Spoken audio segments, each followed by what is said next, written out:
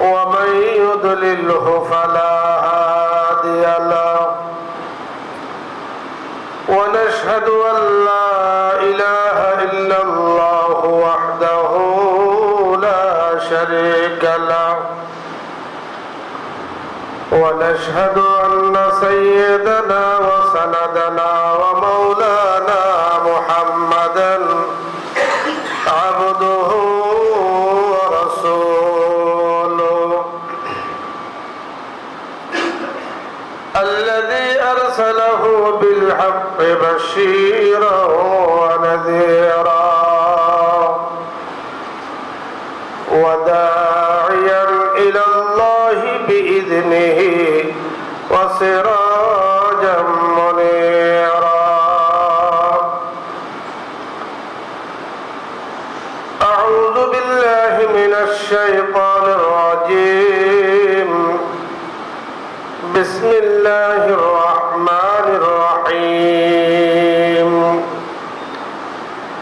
إنا أنزلناه في ليلة مباركة إنا كنا منذرين وقال النبي صلى الله عليه وسلم إذا كانت من نصف شعبان فقوموا ليلها وصوموا يومها أو كما قال عليه الصلاة والسلام إن الله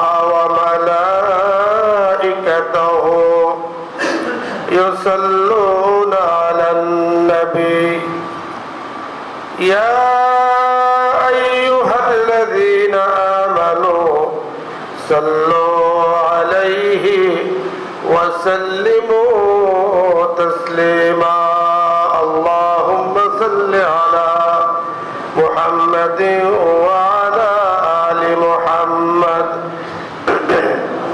كما صليت على إبراهيم وعلى آل إبراهيم إنك حميد مجيد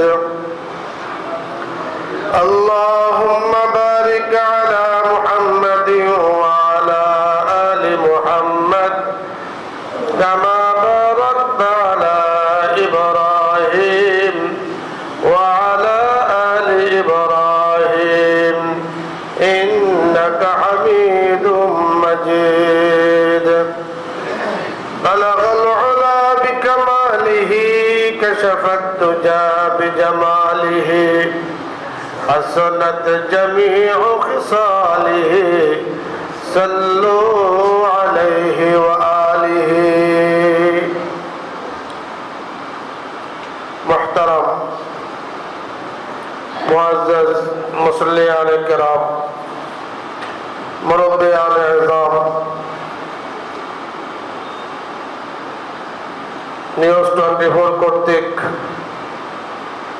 live সম্প্রচারের সাথে দেশ বিদেশে যারা যুক্ত আছেন আমরা সকলেই মহান রব্বুল আলামিনের মহান প্রশংসা যে প্রশংসার মাধ্যমে একজন মানুষের জীবনের চাকা পরিবর্তন হয়ে যায় একজন মানুষের মাঝে মহা পরিবর্তন সাধিত হয় সেই প্রশংসা একবার সকলেই প্রাণ খুলে আল্লাহ পাকের সন্তুষ্টি কামনার জন্য বলি আলহামদুলিল্লাহ।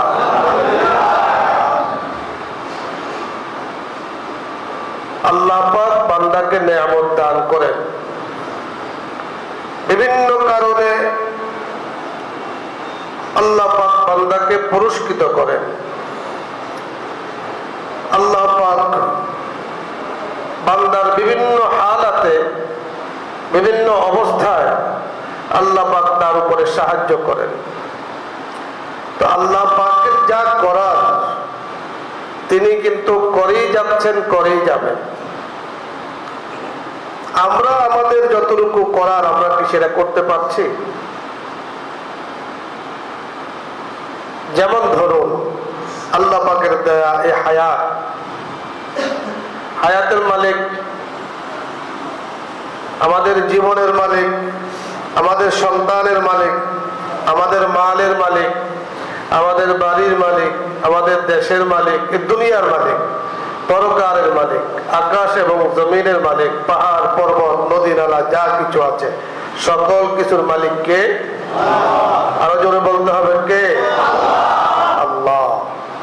আল্লাহ পাক সকল কিছুর মালিক, সকল কিছুকে পরিচালনা করেন। আজ পর্যন্ত আল্লাহ পাকের কোন নিয়ামত আমাদের জন্য বন্ধ হয়নি, কিন্তু আমাদের মধ্যে বিভিন্ন ধরনের পরিবর্তন হয়। আমরা কখনো নিয়ামতের শুকরিয়া আদায় করি, কখনো অকৃতজ্ঞতা জ্ঞাপন করি। অথচ আল্লাহ সেটাও বলে দিয়েছেন, বান্দা তোমাকে যা দিলাম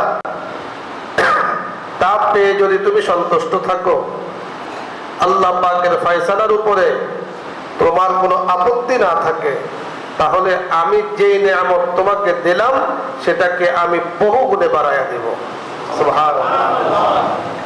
লা ইন শাকারতুম লা আযীদান্নাকুম ওয়া লা ইন কাফারতুম ইন্না আযাবী লাশাদীদ। মহান রব্বুল আলামিন পবিত্র কোরআনে ঘোষণা দেন, লা ইন শাকারতুম, বান্দা তুমি যদি কৃতজ্ঞতা জ্ঞাপন করো, তোমাকে যেই নিয়ামত আমি দিয়েছি। কথার কথা, পবিত্র শাবান চলছে, আজকে শাবানের 14তম তারিখ। আগত যে রাত, এই রাত হলো 15তম রজনী, লাইলাতুল বারাত বা শবে বারাত নামে পরিচিত। হাদিসের মধ্যে আছে লাইলাতুন নিসফি মিন শাবান, শাবানের অর্ধ রজনী অর্থাৎ 15তম রজনী তোমার কাছে যখন এসেছে বান্দা, তুমি যদি তাকে যথাযথভাবে গ্রহণ করো, আল্লাহ পাকের কৃতজ্ঞতা জ্ঞাপন করো, তো আল্লাহ পাক যেই নিয়ামত দিয়েছেন তা বহু গুণে বাড়াইয়া দিবেন। সুবহানাল্লাহ। এই রাত্র পায়া যদি কোনো ব্যক্তি নাফরমানি করে, নাফরমানির অর্থ হলো লাইলাতুল বারাত পেয়েছে, হায়াত পেয়েছে, সময় পেয়েছে, সুযোগ পেয়েছে, রাত্রকে যেমন মূল্যায়ন করা দরকার ওইভাবে মূল্যায়ন করে নাই। মূল্যায়ন তো করে নাই, বরং অবজ্ঞা করেছে, বিভিন্ন ভাবে নাফরমানি করেছে। আল্লাহ বলেন, ওয়ালা ইন কাফারতুম ইন্না আযাবী লাশাদীদ। বান্দা তুমি যদি না শুকরিয়া করো, রাত্র পায়া তুমি তওবা করতে পারলে না, যদিও তওবা তোমার উপরে জরুরি ছিল, প্রতিদিন শতবার তওবা করা, সেটা তুমি করনি। বছরে একটি রাত্র পেয়েছো লাইলাতুন নিসফি মিন শাবান, সেই রাত্র তুমি তওবা করনি, সেই রাত্রিতে তুমি গুনাহগুলোকে মাফ করাতে পারোনি। রমাদান পেয়েছো, লাইলাতুল কদর পেয়েছো, তুমি তওবা করতে পারোনি, গুনাহগুলো থেকে নিজের জীবনকে মুক্ত করতে পারোনি। তাহলে এরা না শুকরিয়া।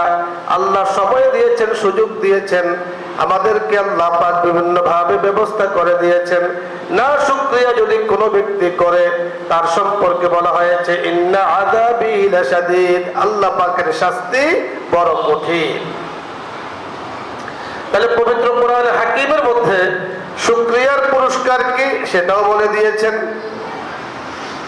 না শুকরিয়া বা অকৃতজ্ঞতা যদি কেউ করে, তাহলে তার পরিণাম কি সেটাও বলে দিয়েছেন।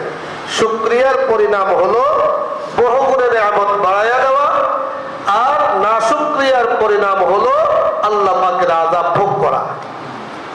এখন আমরা যারা আছি, আমরা সিদ্ধান্ত নেই আমরা কোনটা নেব, যে আল্লাহ পাকের পক্ষ থেকে পুরস্কার নেব নাকি আল্লাহ পাকের পক্ষ থেকে আযাব নেব। সিদ্ধান্ত হলো আমার আপনার। এজন্য তো কবি এই আয়াতের ব্যাখ্যায় বড় চমৎকার ভাবে ফার্সিতে আমাদেরকে বুঝিয়েছেন। শুকরে নিয়ামত নিয়ামত তাফজু কুনাদ কুফরে নিয়ামত আযকাফাত বীরুকুনা। বান্দা যখন নিয়ামতের শুকরিয়া আদায় করে, আল্লাহ পাক সেই নিয়ামতকে বাড়াইয়া দেন। আর বান্দা যখন নাফরমানি করে আল্লাহ পাক সেই নিয়ামতকে ধ্বংস করে দেন, নিয়ে যান। এখন আমরা সিদ্ধান্ত নেই যে আমরা আসলে কোন দলে, নেওয়ার দলে না শাস্তির দলে। শাস্তি ভোগ করার ক্ষমতা তো আমাদের কারো নাই, দুনিয়ার কোনো কষ্ট ভোগ করার আমাদের কোনো কারণ নেই। আমরা দেখেছি দুনিয়ার মধ্যে মানুষকে কষ্ট দেওয়ার জন্য বিভিন্ন ধরনের পদ্ধতি আবিষ্কার করে, কথা উদ্ধার করার জন্য বিভিন্ন ধরনের পদ্ধতি আবিষ্কার করেছে। এগুলো আমাদের কাছে অসহনীয়, অসহ্য। আমরা কোনোভাবে সেটাকে সাপোর্ট করি না, কথা বলেন ঠিক কিনা? কিন্তু আল্লাহ পাকের নাশুকরিয়া যখন করবে, আল্লাহ পাকের হুকুমের অবাধ্য যখন হবে, তো এই ধরনের শাস্তি এগুলো আল্লাহ পাকের কাছে কিছুই না।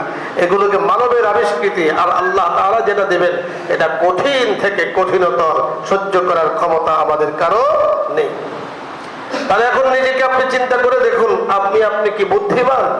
যিনি পুরস্কার গ্রহণ করবেন তিনি বুদ্ধিমান, যিনি পুরস্কার হাতে পেয়ে সেটাকে ঠেলে দিবেন এবং আযাবকে টেনে নিয়ে আসবেন তিনি হলো অবুদ্ধিমান, তিনি হলো অনভিজ্ঞ। কথা বলেন ঠিক কিনা? হ্যাঁ। প্রেমতে হর চিজ রাদানে কে কিস, প্রেমতে খুদরা নাদানি আহমকিস। আল্লাহু আকবার। প্রেমতে হর চিজ রাদানে কে কিস, যে ব্যক্তি সময় পেয়েছে, সুযোগ পেয়েছে, জীবনকে মূল্যায়ন করতে শিখেছে, নিজের জীবনের প্রতিটা মুহূর্তকে হিসাব করেছে। লাইলাতুল বারাত ফিরে এলো আমাদের কাছে, প্রতি বছর ফিরে আসে। আগামী বছর লাইলাতুল বারাত আপনি পাবেন, কোনো গ্যারান্টি আমাদের কারো কাছে নাই। আগামী বছর রাত্রভর আপনি ইবাদত করবেন, কোনো গ্যারান্টি কারো কাছে নেই। আগামী বছর নয়, আগামী রাত্র পর্যন্ত বেঁচে থাকারও কোনো গ্যারান্টি আমাদের কাছে নাই। পরের দিন যে আমি বেঁচে থাকবো তারও কোনো গ্যারান্টি নাই। যতটুকু সময় পাইলাম সেটাকে কাজে লাগানো। যেই ব্যক্তি কাজে লাগায় সেই ব্যক্তি বুদ্ধিমান। প্রেমতে হর চিজ রাদানে কে কিস, প্রেমতে খুদরা নাদানি আহমকিস। আর যে ব্যক্তি এর যথাযথ মূল্যায়ন করতে না পারে তাহলে সে হলো আহাম্মক আর বোকার, স্বর্গে বাস করে। যেহেতু আমাদের হায়াতের কোনো গ্যারান্টি নেই, কথা বলেন, অনেক মানুষ মনে করে, কি মনে করে যে জীবনটা কোন রকম লামসাম কাটাইলাম, মারা গেলাম তো শেষ হয়ে গেলাম, মরে গেলে মনে করে তার সব শেষ। এটা হলো মানুষের মনে করার একটা, আমি বলবো যে অবান্তর জিনিস মনে করার একটা সুযোগ। অবান্তর জিনিস চিন্তা করে। মানুষ যতদিন জীবিত থাকে একটা অবস্থায় সে থাকে, মরে যখন যায় তো তার মৌলিক জীবন শুরু হয়। কথা বলেন ঠিক কিনা? মौत को समझा है गाफिल, কোন গাফিল ব্যক্তি মौतকে মনে করে ইখতিতামে জিন্দেগি, দর হकीकत मौत तेरे इब्तिदाए जिंदगी। अल्लाहु अकबर। मौत को समझा है गाफिल, इख्तितामे जिंदगी, दर हकीकत मौत तेरे इब्तिदाए जिंदगी।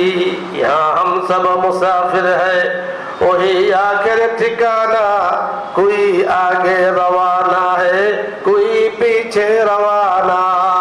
मुसाफिर हर कुजा बाशद, अतन रायाद मीदाराद, चुबुलबुल दर कफस बाशद, चमन रायाद मीदाराद। अल्लाहु अकबर।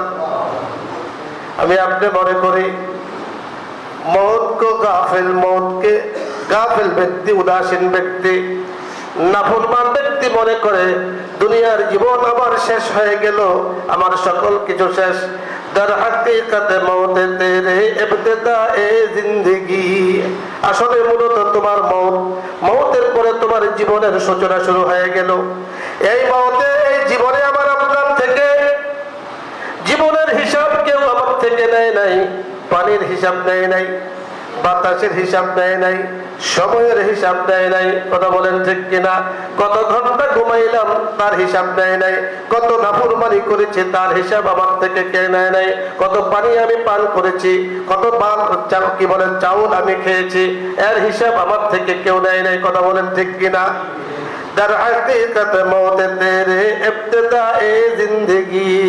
যখনই তুমি মারা যাবে তো তোমার জীবনের হিসাব নিকাশ শুরু হয়ে যাবে।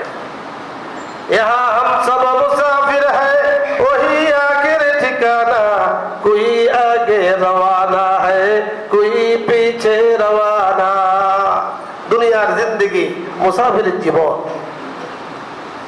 একজন মুসাফির এক জায়গায় যাচ্ছে, পথিমধ্যে রেস্ট হাউস অথবা বিশ্রামাগার, সেখানে সে কিছুক্ষণ অপেক্ষা করছে।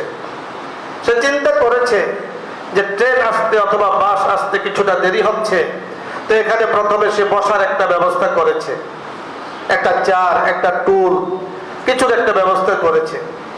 এরপরে চিন্তা করলো যে গরম লাগে, তো গরমের জন্য সে একটা পাখার ব্যবস্থা করেছে।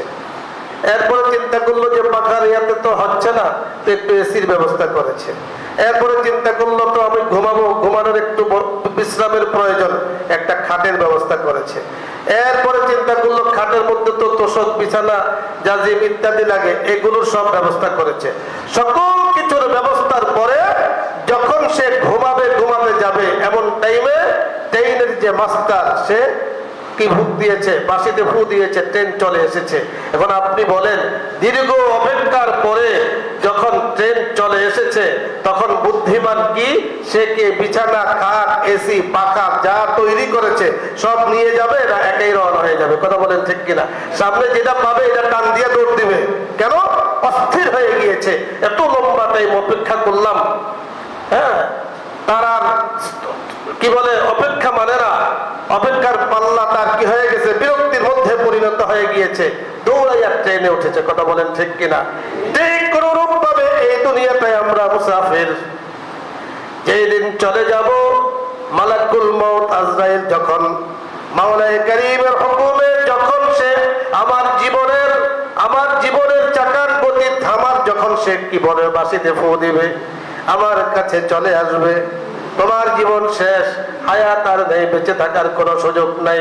দুনিয়াতে থেকে চলে যায়, স্বর্ণকারী স্বর্ণ নিয়ে যেতে পারে না। কথা বলেন ঠিক কিনা?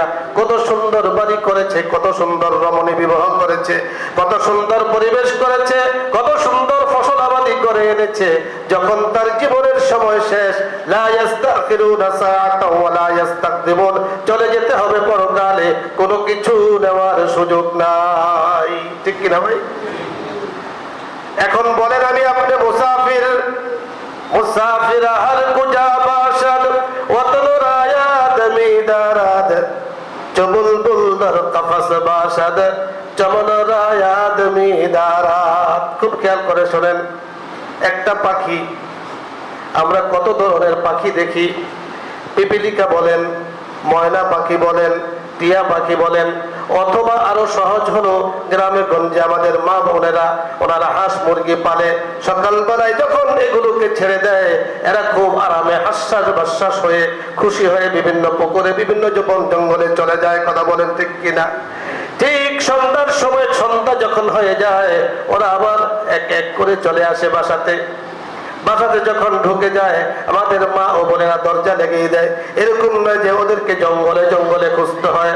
তার মানে দুনিয়া যেখানে সে ঘুরুক, জঙ্গলে যাক আর পাহাড়ে যাক, পুকুরে যাক আর নালাতে যাক, তার আসল যে ঠিকানা যেখানে সে বসবাস করে এটাকে সে বলে না। কথা বলেন ঠিক কিনা? একটা পাখি, যে পাখি মানুষের নিয়ন্ত্রণে নয়, বাসাকে কত সুনিপুণ ভাবে সে বাসা বানায়। ময়না পাখির বাসা দেখেছেন, কত সুন্দর ভাবে বাসাকে নির্মাণ করে। ঝড় বায়ু, ঝঞ্ঝা বায়ু আসে, ওই গাছটাকে উপড়িয়ে ফেলে গোড়া থেকে, কিন্তু বাসাটাকে কোনোভাবে বাতাসে ভাঙতে পারে না। ঠিক কিনা বলেন? দেখেছেন এই ধরনের? তাহলে একটি পাখি যদি তার আসল বাড়িকে বলতে না পারে, হাঁস মুরগি যখন তার ঠিকানাকে বলতে না পারে, প্রকৃত মুসাফির তার কবরের জিন্দেগি সেটা হলো তার আসল ঠিকানা, এটাকে সে কখনো বলে না। কথা বলেন ঠিক কিনা? মুসাফির হার কুজা বাশদ, মুসলমান যে যাবে, বাংলার মাটিতে থাকবে, সৌদি আরবে যাবে, আমেরিকাতে যাবে, ফ্রান্সে যাবে, যেখানে যাবে কখনো সে তা বলবে না অতন রায়া দমি দারাত, আসল বাড়ি হলো কবর, এটাকে সে কখনো বলে না।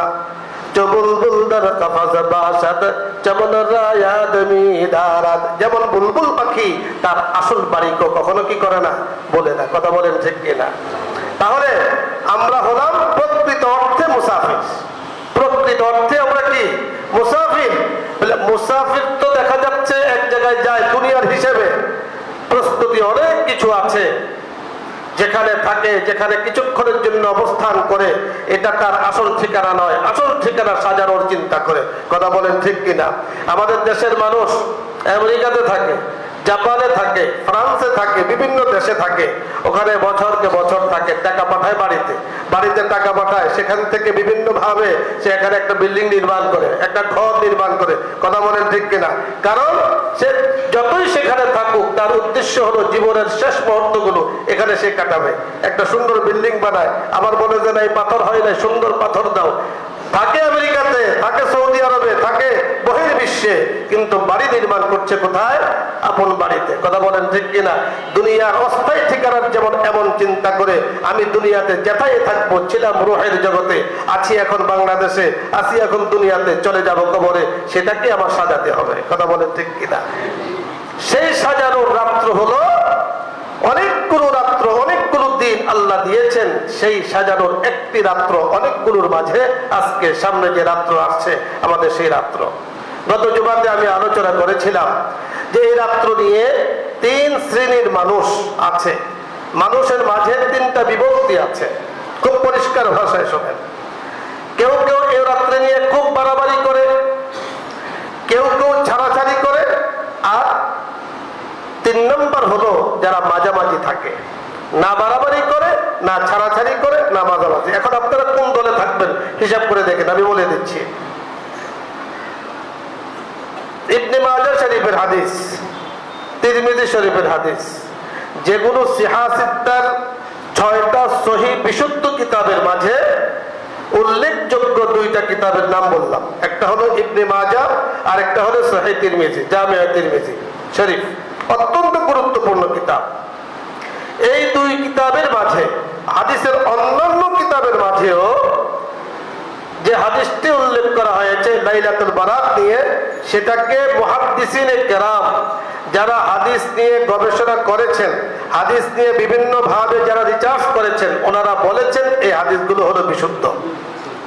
লাইলাতুল বারাতের ফজিলত নিয়ে, তাৎপর্য নিয়ে ওনারা বলেছেন এই হাদিসগুলো বিশুদ্ধ। তাহলে লাইলাতুল বারাতে ইবাদত করা, ইবাদত করলে সওয়াব পাওয়া যাবে, এগুলো হাদিস দ্বারা প্রমাণিত। এক নম্বর। দ্বিতীয় হলো কোরআনের দিকে যাব। লাইলাতুল মুবারাকা, কোরআন শরীফের মধ্যে ইন্না আনজালনাহু ফি লাইলাতিন মুবারাকা, আল্লাহ তাআলা বলেন আমি কোরআনকে নাযিল করেছি বরকতময় রজনীতে।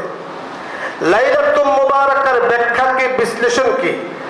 মুফাসসিরিনে কেরাম যারা তাফসীরের ব্যাখ্যা করেন ওনাদেরকে বলা হয় মুফাসসির, যারা হাদিসের ব্যাখ্যা লেখেন ওনাদেরকে বলা হয় মুহাদ্দিস। মুফাসসিরিনে কেরাম বলেন লাইলাতুল মুবারাকা দ্বারা, অধিকাংশ মুফাসসিরদের মত, এর দ্বারা উদ্দেশ্য হলো লাইলাতুল কদর। এর দ্বারা কি উদ্দেশ্য? পরিষ্কার শোনেন, কি উদ্দেশ্য? লাইলাতুল কদর। আর অল্প সংখ্যক কিছু কিছু মুফাসসিরিনে কেরাম বলেছেন লাইলাতুল মুবারাকা দ্বারা, এর দ্বারা উদ্দেশ্য হলো, বোঝানো হয়েছে লাইলাতুল বারাত। তাহলে সংখ্যায় যদিও কম হয়, মুফাসসিরদের একটা অংশ কিন্তু লাইলাতুল বারাত উদ্দেশ্য নিয়েছেন। তার মানে বোঝা গেল মুফাসসিরদের কারো কারো ব্যাখ্যা অনুযায়ী এই রাত্রের প্রমাণ পাওয়া যায় কোরআন দ্বারাও। পরিষ্কার? এ হলো মোটামুটি আমরা দলিলের আলোকে পাইলাম যে লাইলাতুল বারাত শরীয়ত সম্মত, কোরআন সুন্নাহ সম্মত। দ্বিতীয়ত বিষয় হলো এই রাত্রির ইবাদত। আমি কিভাবে এই রাত্রে ইবাদত করব, সেটাও হাদিস দ্বারা প্রমাণিত, নিজের থেকে বানানোর কিছু দরকার নাই। হাদিস দ্বারা প্রমাণিত কি আল্লাহ রাসূল বলেছেন ইদা কানাত মিন নিসফি শাবান, শাবানের যখন অর্ধ রজনী আসে, অর্থাৎ সামনের রাত্র, এই রাত্র যখন আসবে নিসফে শাবান, অর্থাৎ শাবানের অর্ধ রজনী যখন আসে, ফাকুমু লাইলাহা, ফাকুমু লাইলাহা, অর্থাৎ সারা রাত্র তুমি নামাজ পড়ো, সারা রাত্র পড়ো, সারা রাত্র পড়ো। লাইলুন এই শব্দটি নাকেরা, আরবি ব্যাকরণে বলা হয় অনির্দিষ্ট সূচক ক্রিয়া। সারা রাত্র আপনি ইবাদত করেন সেটাও নিষেধ নাই, রাত্রে একাংশ ইবাদত করেন সেটাও নিষেধ নাই, অথবা এশার নামাজের পরে আপনি কয়েক রাকাত নামাজ পড়ে আপনি ঘুমিয়ে পড়েন ফজরের নামাজ ঠিক মতো পড়ার জন্য, সেটাও কি নাই, নিষেধ নাই। যেহেতু রাত্র এসেছে, রাত্রে কিছু অংশে ইবাদত করার কথা বলা হয়েছে, পুরা রাত্র ইবাদত করলেও সমস্যা নাই। মানে রাত্রির ইবাদতের কথা হাদিস দ্বারা প্রমাণিত। পরের দিন রোজা রাখার কথা, ওয়াসুমু ইয়াওমাহা ওয়া ফি রিওয়ায়াতিন ওয়াসুমু নাহারাহা, পরের দিন রোজার কথাও হাদিস দ্বারা প্রমাণিত। রাত্রিতে হবে ইবাদত, পরের দিন হবে রোজা। এখন বুঝেন, এই রাত্রিতে আমি ইবাদত করব, পরের দিন রোজা রাখবো, এটা কি ফরজ, ওয়াজিব, সুন্নতে মুআক্কাদা না নফল? পরিষ্কার, এটা এই ইবাদতটা কি নফল। ইবাদতটা কি নফল। নফলের মাঝে যেহেতু তাৎপর্যপূর্ণ একটি রাত্র যা হাদিস দ্বারা প্রমাণিত, এই জন্য এই রাত্রিতে নফল করলেও আল্লাহ পাক এর সওয়াব বাড়াইয়া দিবেন। আল্লাহ পাক এর সওয়াব কি করবেন? বাড়াইয়া দিবেন। তাহলে এই রাত্রে ইবাদত সংক্ষেপে পেয়েছেন। এক নম্বর হলো নফল নামাজ পড়া, এটা এশার পরে হওয়া জরুরি না, সূর্য ডুবার পর থেকে, মাগরিবের পর থেকে সময় শুরু হয়ে যায়। আপনি মাগরিবের পর থেকে নামাজ পড়তে শুরু করেন, কোরআন তেলাওয়াত করতে শুরু করেন, জিকির আজকার করতে শুরু করেন, দান খয়রাত করতে শুরু করেন। পাশাপাশি যদি কবর থাকে, কবর জিয়ারত আপনি করেন, পাশাপাশি যদি থাকে, এ হলো রাত্রি ইবাদত। এই সকল ইবাদতের পরে মৌলিক মাকসাদ হলো আল্লাহ পাকের কাছে তওবা করা। আল্লাহ পাকের কাছে কি করা? তওবা করা।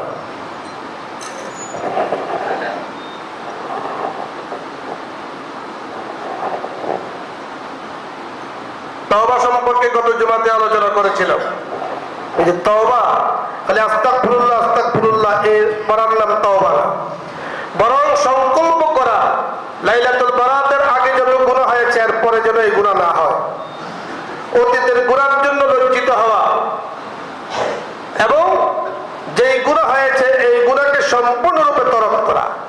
এইভাবে আপনি আযবিল জাযম একেবারে পুখতা ইচ্ছা করে তওবা করেন।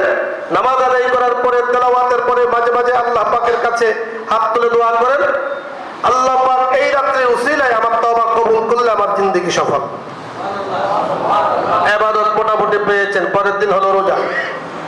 এখানে একটি বিষয় মনে রাখতে হবে, ইবাদত গুলো যত বলা হইল, এখানে কোন জায়গাতে আমি বলি নাই অন্তত যে এগুলোকে সম্মিলিত ভাবে একেবারে বিশাল মজমা করে, সমাবেশ করে এই কাজগুলো করতে হবে, একথা বলা হয় নাই, কারণ হাদিসে কথা নেই। সুতরাং আমার আপনার কাজ কি বলা হয়েছে? ব্যক্তিগত ইবাদত। নফল ইবাদত হয় ব্যক্তিগত। আপনি একা নামাজ পড়েন, আপনি একা রোজা রাখেন, ব্যক্তিগত ইবাদত। ব্যক্তিগতভাবে রব্বে কারীমের সাথে আপনি কি করেন? সম্পর্ক করেন। আপনার মনে কি আছে সেটা তো আমার জানা নাই, আমার মনে কি আছে আপনার জানা নাই। কোন কথা বললে আপনি রব্বে কারীমকে খুশি করবেন সেটা আপনি ভালো জানেন, কথা বলেন ঠিক কিনা? এজন্য ব্যক্তিগত ইবাদত ব্যক্তিগত ভাবে করা। মসজিদ, আমাদের দেশে মসজিদ গুলো খোলা থাকে, মসজিদে ইবাদত করেন, কোনো সমস্যা নেই। যদি আপনি মনে করেন যে ঘরে ইবাদত করলে ঘরের সদস্যরা আপনার দেখা দেখি তারাও ইবাদত করবে, একটা পরিবেশ ইবাদতের হয়ে যায়, তো ঘরে ইবাদত করেন, কোনো সমস্যা নেই। কিন্তু ব্যক্তিগত ইবাদত করতে গিয়ে সমষ্টিগত মানুষের ক্ষতি করা এটা জায়েজ নেই। কথা বুঝে আসছে?